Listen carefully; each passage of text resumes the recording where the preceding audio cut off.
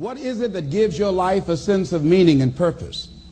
Because once you find that, it puts you in your power place. See, if you know what your life work is, I encourage you to start working on it. If you can't do it all at one time, do just a little bit of it. And if you don't know what it is that you showed up to do, if you don't know why you're here, I encourage you to find out what your purpose is here. What is the meaning of your life? What will be different? Have you ever asked yourself that question? I've done that. I remember coming from a friend of mine's funeral, and I was reflecting on how much time I had left. And I went for a walk in a park thinking about this guy whose life was so promising. And I mean, he wasn't an old guy. He was quite young, in fact. And I thought about all of the things that he said he was going to do, and he never got a chance to do those things. And I started thinking about my own life and how much time I had left to do the things that I would like to do. And at that time, I wasn't sure what my life purpose was, what my life's work was. I wasn't sure about it at that time. And I thought about it quite a lot. I had some idea, but I wasn't convinced. That I don't think I felt worthy. I didn't believe that it could be me to do this kind of work that I'm doing right now. And I say to you that if you begin to take a conscious effort to find out what it is that you're supposed to do, I say that it can literally save your life. I said that it can literally save your life. 85% of the American public, according to recent studies, are going to jobs that they hate, working on jobs that do not challenge them.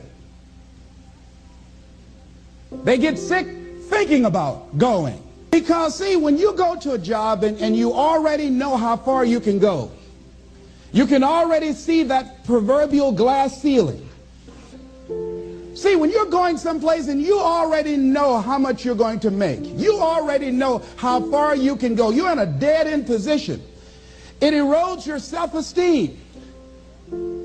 It lowers your sense of yourself.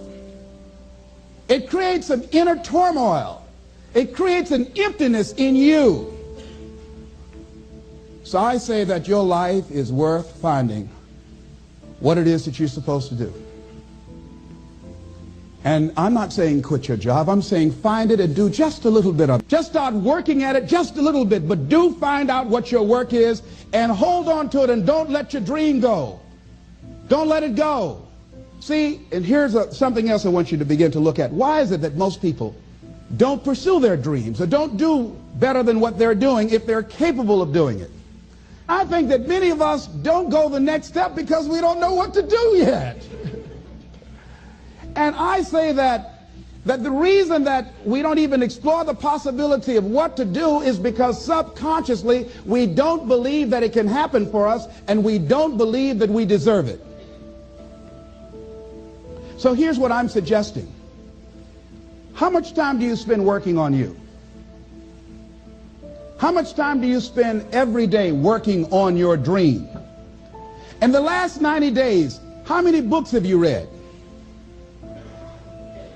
In the last year, what new skill or knowledge have you acquired? What kind of investment have you made in you? So I'm saying that as you begin to look at where you want to go, if you want to make it today, and things are changing so fast you have to literally run to stand still, I'm saying that you've got to make some conscious effort to begin to work to develop you. Here's something else. Most people are not living their dreams because of fear, ladies and gentlemen. Fear, limited vision, and lack of self-esteem is what keep most people doing things they don't want to do. The same reason that people stay in relationships where they're abused or they're unhappy or it's unfulfilling, they can't see themselves beyond that relationship. They can't see themselves enjoying life without that person. They think that this is all that they can do. The same reason that people get stuck at a certain level in life, they can't see things being better for them. And they think that this is it and this is all they deserve. This is all they've ever seen. It's been passed on to them. And they think that this is it for them. Oh no. Looking what Dr. Blanton Smiley Blanton, who was a colleague of Dr. Norman Vincent Peale. What he said about fear, he said, fear is the most subtle and destructive of all human diseases. Ladies and gentlemen, fear kills dreams. Fear kills hope. Fear put people in the hospital. Fear can age you. Fear, ladies and gentlemen, can hold you back from doing something that you know within yourself that you're capable of doing, but it will paralyze you. And it seemed like you're in a hypnotic spell. And I ask you a question, what is the benefit? What's the benefit of allowing fear to hold you back? What's the benefit of giving up on yourself, of not stepping out on life and taking life on? What is the benefit for you? What's the plus in that? It's one of the things I had to ask myself. So I didn't want to make any mistakes. I wanted everybody to like me. I wanted to be perfect the first time I did something. It's not going to happen. You're going to make some mistakes. You're going to hurt some folks' feelings. You're going to create some enemies whenever you decide that you want to begin to take life on. You've got to ask yourself, how long am I going to allow this to hold me back? I like what Zig Ziglar says. He said, fear is false evidence appearing real. That is an illusion that we create in our mind. It is a state of mind that can be changed.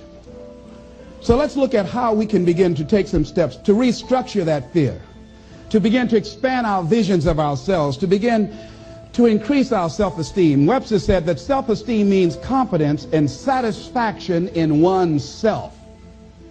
Look at your life right now. Whatever you've done up to this point in time, your life is working. Whatever you have produced, it came out of you as a result of the kind of person that you have become. It's a result of your choices. It's a result of your consciousness. Now you have to ask yourself, are you satisfied with what you have produced? Is this what you want? Would you like for things to be better than this?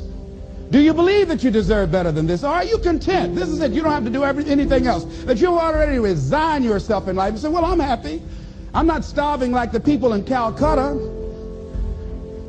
Are you allowing yourself to get off the hook like that?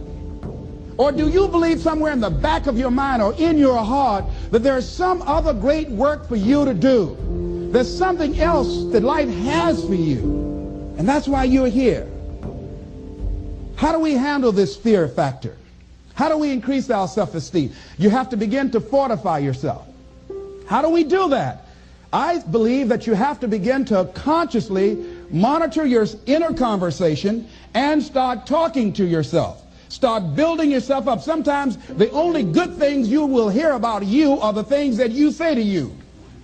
So I'm saying learn to be your own booster. Start building yourself up. Start encouraging yourself. Start saying, I can do this. I can make this happen. When I started thinking about becoming a speaker, I said, yes, I can do this.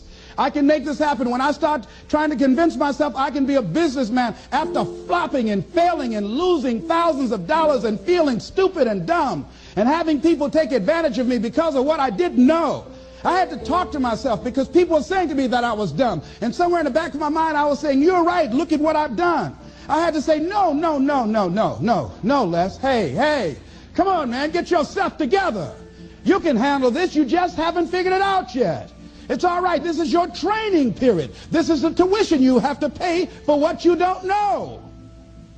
You can do this. Other people have done it. It doesn't take an Einstein. Get you some people that can teach you some stuff that you don't know. Get you some people that have done it successfully and learn from them. Take some seminars, workshops, read some books on how to manage a business. Change the way you see yourself and begin to tend to the personal details. Understand that nobody's going to take care of your business better than you. And when I start changing that kind of mindset of beating myself up because of my mistakes and start looking at the possibility of my doing better, of my making the adjustment that would enable me to do what I want to do successfully, things begin to change. And I say, stop beating up on yourself. You do it. I know you do it. I've done it. It's a natural inclination for us to put ourselves down. See, we are born negative, I think, in a negative consciousness because we live in a negative world. Here's some other things, ladies and gentlemen. Begin to guard your mind against negative programming, like turn off the television. Don't watch the news. So you've got to guard the kinds of things that you put in your mind. See, if you don't program your mind will be programmed, because human beings are goal-oriented. That's why we die of broken hearts early. That's why we're running through life to early graves. We're going through life, ladies and gentlemen, and I think that Henry David Thoreau said that most men live in quiet desperation. Most of us go through life running scared. So we created this in our minds, false evidence appearing real. We made it real in our minds. That's why Churchill said there's nothing to fear but fear itself. That's the destructive monster. So turn off things that can contribute to your fear. Turn a deaf ear to people that all they can do is talk about how negative things are, because they have bought into the consciousness of the world. Start attending workshops, seminars, listening to tapes on a daily basis to begin to recondition your mind, to retrain your thinking. Faith comes by what? Hearing and hearing and hearing. Listen to things that can empower you, that can enable you to create a new reality for yourself, and a new life for yourself. You might appear to be strange around most people. You know, most people think you're strange if you're happy today. See, these people have not found their purpose in life. That's why they're grumpy. That's why they're miserable. That's why they're so negative. They're hurting and they want to hurt other people. So start practicing using programs for your mind. Seminars, books, workshops. Keep a journal. Record your thoughts. What's happening with you? Every day when you get up, have a journal near you. See, ladies and gentlemen, we get 3 to 4 thoughts a year that if we would act on those thoughts, they could change our life. What idea are you sitting on? Write your ideas down. And then, once you get that idea, take the leap. Take the leap. See, it's out here in the universe. If you don't take the plunge, I guarantee you, somebody else will. Take the plunge. Go into action. And ladies and gentlemen, you will be surprised how things will come together. You'll be surprised. Now, you're going to have some difficult challenges. I can tell you that now. Be aware of that. Things are not going to work out exactly right. For a time they will, sometimes. And that's when life is just playing a game with you. I want you to feel good and relax. But ladies and gentlemen, go into action with your dream. And don't avoid where the fights are. Get in the midst of the fight. Get knocked down so you can learn how to fight, so you can hold your position. See, most people don't get out in the arena of life because they don't want to fight. Most people don't get out there because they don't want to get knocked down. They don't want to be dropped to their knees. But see, you're going to be dropped whether you're on the field or whether or not you're sitting on the sidelines. You're going to be dropped. So at least get dropped for something. See, that's how most people are spectators in life. You don't want to be a spectator. You want to get out in the field where the action is. And you will be amazed. After the struggle, there will be a calm period and things will begin to click for you.